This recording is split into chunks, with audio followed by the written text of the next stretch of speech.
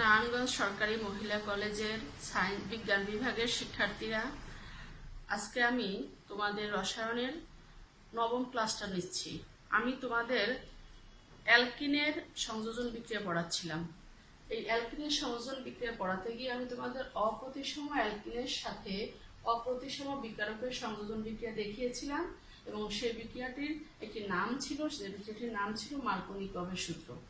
এর কৌশলও তোমাদের পড়ানো হয়েছে এবং এই মার্কোনিকভের সূত্র সব ক্ষেত্রে যে প্রযোজ্য হবে তা নয়। যদি কখনো কোনো প্রশ্ন এমন হয় যে অ্যালকিনের সাথে অপ্রতিসম অ্যালকিনের সাথে অপ্রতিসম বিকারক যোগ করা হয়েছে এবং এটা যৌগটা তোমরা দেখো 2-ব্রোমোপ্রোপেন, এটা হয়েছে 90% আর 1-ব্রোমোপ্রোপেন এটা হয়েছে 10%।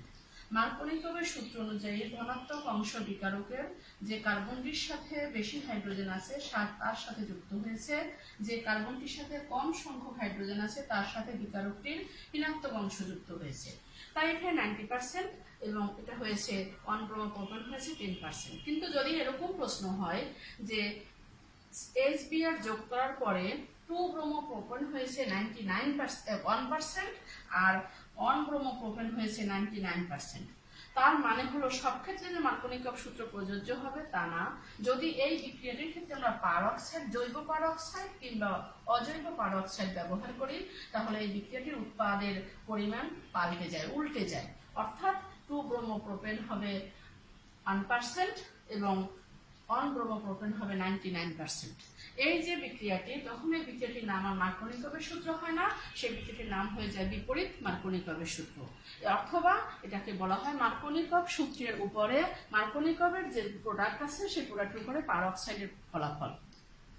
তাহলে আজকে আমি তোমাদেরকে অ্যালকিন, অপ্রতিসম অ্যালকিনের সাথে অপ্রতিসম বিকারক যোগ করলে এবং তার মধ্যে যদি পারঅক্সাইড দেওয়া হয় তাহলে কি হয় সেই বিক্রিয়াটি দেখাবো, যার নাম হলো বিপরীত মার্কোনিকভ সূত্র। এটি বিজ্ঞানী খারাস, MN খারাস 1933 খ্রিস্টাব্দে উনি আবিষ্কার করেছেন, এজন্য এটাকে খারাসের সূত্রও বলা হয়। আমরা দেখি একটি অপ্রতিসম অ্যালকিন নেই CH3, CH দ্বিবন্ধন CH2 প্রোপিন 1 নিলাম, সাথে নিলাম একটি বিকারক HBr এবং এখানে আমি এখানে পারঅক্সাইড যেহেতু বলেছি R2O2 জৈব পারঅক্সাইড, অথবা এখানে যদি আমি অজৈব পারঅক্সাইড নেই H2O2 নেওয়া যায়, যেটাই নেই না কেন তাহলে উৎপাদ উল্টে যাবে। যেমন দেখি আমরা CH3 CH2 বিকারকের ঋণাত্মক অংশ যোগ হতো যে কার্বনটির সাথে হাইড্রোজেনের সংখ্যা কম তার সাথে, কিন্তু এখানে ঋণাত্মক অংশ এসে যোগ হবে যে কার্বনটির সাথে হাইড্রোজেনের সংখ্যা বেশি তার সাথে, এবং ধনাত্মক অংশ যোগ হবে যা হাইড্রোজেনের সংখ্যা বেশি কম তার সাথে। এবং এই ক্ষেত্রে 2-1-ব্রোমোপ্রোপেন হয়ে যাবে প্রোডাক্ট বা উৎপাদটি হবে 99% এবং সাথে তোমার 1% হবে CH3 CH2, এখানে হাইড্রোজেন আসবে এবং এখানে ব্রোমিন আসবে, এটি হবে 1%। এই পারঅক্সাইডের জন্য পারঅক্সাইডের উপস্থিতিতে যে প্রোডাক্ট আগে 90% ছিল সেটি হয়ে গেছে তোমার 1%, আর যে প্রোডাক্ট তোমার 10% ছিল সেটি হয়ে গেছে 99%। তাহলে এটিকে যদি আমরা ব্যাখ্যা করতে চাই, আমি তোমাদেরকে আগের ক্লাসে মার্কোনিকভের সূত্রের কৌশল দেখিয়েছিলাম। আমি যদি এখন তোমাদের বিপরীত মার্কোনিকভের কৌশলটা দেখাই তাহলে তোমরা বুঝতে পারবে কেন এই উৎপাদটি উল্টে গিয়েছে এবং কেন এখানে 2-ব্রোমোপ্রোপেন 90% না হয়ে 2-ব্রোমোপ্রোপেন 1% হয়েছে এবং 1-ব্রোমোপ্রোপেন যেটা আগে ছিল 10% এখন সেটা হয়েছে 99%। তো আমরা এখন বিপরীত মার্কোনিকভের কৌশলটি তোমাদের দেখাবো। বিপরীত মার্কোনিকভ সূত্রের কৌশল এটি আমি তোমাদের গত ক্লাসে পড়ানোর সময় বলেছিলাম। মার্কোনিকভের সূত্রটি যে কৌশল অনুসরণ করে হয় সেটা হলো কার্বনিয়াম আয়ন কৌশল। আর এই বিপরীত মার্কোনিকভের যে কৌশলটি, বিপরীত মার্কোনিকভের মেকানিজম মানে হলো কৌশল, মেকানিজম কার এন্টি মার্কোনিকভ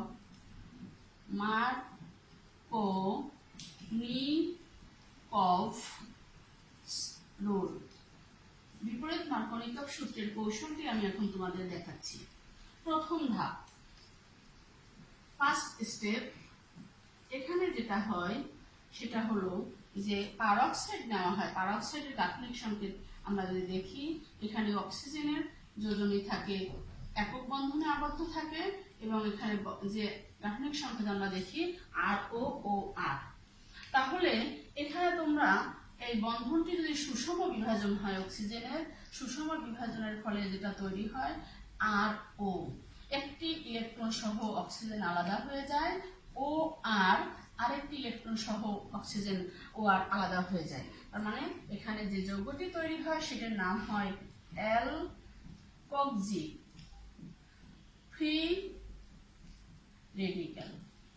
ফ্রি রেডিক্যাল বলতে আমরা বুঝি যদি কোনো পরমাণু বা মূলকের উপর একটি বিজোড় ইলেকট্রন থাকে তখন তাকে বলা হয় মুক্ত মূলক বা ফ্রি রেডিক্যাল।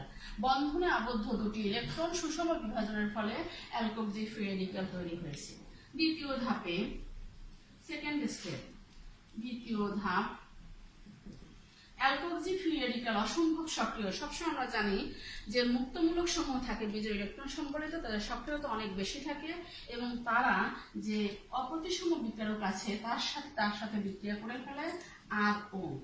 সাথে আমরা যদি নেই অপ্রতিসম বিক্রিয়ক HBr, আমি এখানে বন্ধন না দিয়ে তোমাদের বন্ধনের মধ্যে যে দুটি ইলেকট্রন থাকে সে দুটি ইলেকট্রনকে দেখালাম। সবসময় এই O8 অক্সিজেনের হাইড্রোজেনের ইলেকট্রনটাকে নিয়ে চলে আসে এবং কখনো একাকী অবস্থান করতে চায় না। স্থিতিশীলতা অর্জন করার জন্য সেখানে তৈরি করে ফেলে ROH এবং তৈরি করে bromine free radical. Bromine free radical এটিও অসম্ভব সক্রিয়। এই সক্রিয়তার জন্যই সে পরবর্তী বিক্রিয়ার ধাপগুলো অগ্রসর হতে পারে। থার্ড স্টেপে গিয়ে কি হয় দেখো, তৃতীয় ধাপ। আমি তোমাদের আগে পড়ানোর সময় বারবার বলেছি অ্যালকিনের মধ্যে আছে পাই ইলেকট্রন এবং অ্যালকিনের কাছে যেই আসবে সে শুধুমাত্র ইলেকট্রনের লোভে আসবে, এজন্য এটাকে বলা হয় ইলেকট্রন আকর্ষী সংযোজন বিক্রিয়া। ব্রোমিন ফ্রি রেডিক্যালের ক্ষেত্রে তোমরা খেয়াল করে দেখো একটি বিজোড় ইলেকট্রন রয়েছে। ও যদি এই অ্যালকিন থেকে একটি বিজোড় ইলেকট্রন নিতে পারে, পাই বন্ধনের ইলেকট্রনটি নিলে ব্রোমিনের সাথে একটি বন্ধন তৈরি হয়ে যাবে। অতএব এখানে আমরা দেখতে পারি থার্ড স্টেপে দুই ভাবে হতে পারে বিক্রিয়াটি। CH3 CH2 এই বন্ধন এর সাথে ব্রোমিন ফ্রি রেডিক্যাল এসে প্রথমে বিক্রিয়া করবে। ব্রোমিন এসে যে কোনো কার্বনের, প্রত্যেকটি কার্বনের এই কার্বনটিতেও পাই ইলেকট্রন রয়েছে, এই কার্বনটিতেও পাই ইলেকট্রন রয়েছে, অতএব সে এখানেও আক্রমণ করতে পারবে, সে এই কার্বনটিতেও আক্রমণ করতে পারবে। আমরা দেখি কোনটিতে, দুইটিতে আক্রমণ করার পর আমরা দেখি যে এখান থেকে কি ফলাফল হয়। আমরা দেখতে পাই যদি এইটাকে বলি 1 নম্বর পথ, 1 নং পথ, আর যদি নিচের থেকে বলি আমরা 2 নং পথ,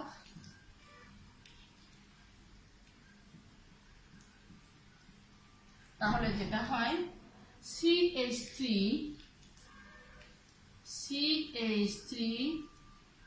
CH এখান থেকে ও 1 নং পথে আক্রমণ করেছে। আক্রমণ করলে পরে এখান থেকে একটি ইলেকট্রন উঠে চলে যাবে, ব্রোমিনের সাথে C এর সাথে বন্ধন হবে। তাহলে এই কার্বনটির উপরে একটি ইলেকট্রন অবশিষ্ট থাকবে, এই হলো সিগমা বন্ধন, এই হলো CH2। আর এই যে বন্ধনের পাই বন্ধনের ইলেকট্রনটাকে আমি তোমাদেরকে ভেঙে দেখাই, দুটি ইলেকট্রনের একটি ইলেকট্রন উঠে গেছে, এখানে একটি ইলেকট্রন ছিল ওর, সেই একটি ইলেকট্রন দুটি ইলেকট্রনের সাথে আরেকটি ইলেকট্রনের সাথে মিশে এই বন্ধনটি হয়ে গিয়েছে। আর অবশিষ্ট একটি ইলেকট্রন এই কার্বনের উপরে রয়ে গেছে। আর 1 নং পথ এভাবে হয়ে গেছে। আর যদি 2 নং পথে বিক্রিয়াটা হয় তাহলে এই ইলেকট্রনটি এখানে উঠে আসবে, CH3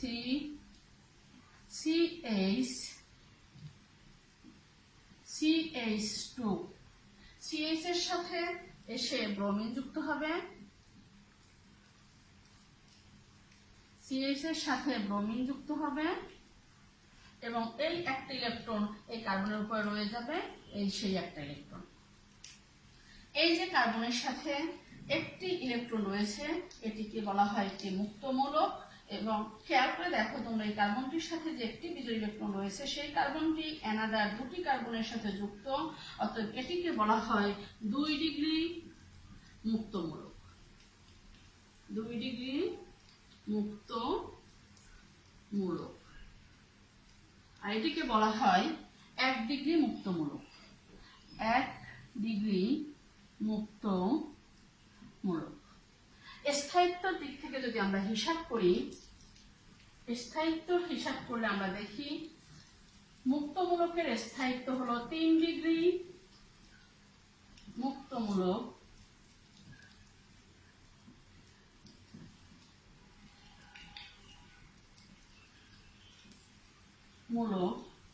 এর স্থায়িত্ব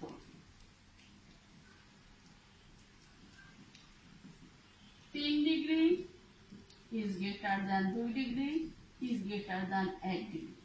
এখানে আমরা একটু পিছনের ধাপটা আসি। তৃতীয় ধাপে 2 ডিগ্রি মুক্তমূলক হয়েছে এবং 1 ডিগ্রি মুক্তমূলক হয়েছে, অর্থাৎ 2 ডিগ্রি মুক্তমূলকের স্থায়িত্ব বেশি, সেই উৎপাদটি তাহলে বেশি হবে।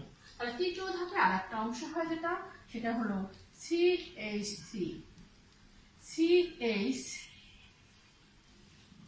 CH2Br এবং অত্যন্ত সক্রিয় 2 ডিগ্রি মুক্তমূলক সে অপ্রতিসম বিকারককে আক্রমণ করে এবং তার কাছ থেকে সে হাইড্রোজেন, দেখো আমরা আগেই বলেছি যে যদি সংযোজন বিক্রিয়া হয় তাহলে বিকারকের কোনো অংশ অবশিষ্ট থাকবে না।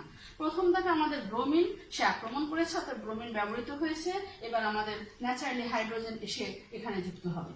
তাহলে ও গিয়ে হাইড্রোজেনকে নিয়ে আসে, এখানে দুটি সেই ইলেকট্রন আছে, বন্ধনের ইলেকট্রন, একটি ইলেকট্রন সহ সে হাইড্রোজেনকে নিয়ে আসে এবং তৈরি হয় CH2Br এবং সাথে এসে যোগ হয় সেই হাইড্রোজেন, ও এই হাইড্রোজেনকে নিয়ে চলে আসে এবং তোমার সাথে এই হাইড্রোজেন আবার যদি আমরা এখানে হয়, এই প্রোডাক্টটার নাম হলো 1 ব্রোমোপ্রোপেন। এই প্রোডাক্টটি তখন হয় মূল প্রোডাক্ট এবং এটি হয় 99%। আর যদি এখানে যে আমরা দেখেছি একটু আগে 1 ডিগ্রি মুক্তমূলক তৈরি হয়েছে, এই 1 ডিগ্রি মুক্তমূলকও এই কাজটি করতে পারে। যদি 1 ডিগ্রি মুক্তমূলক এই বিক্রিয়াটি করে তাহলে যেটা হবে সেটা হলো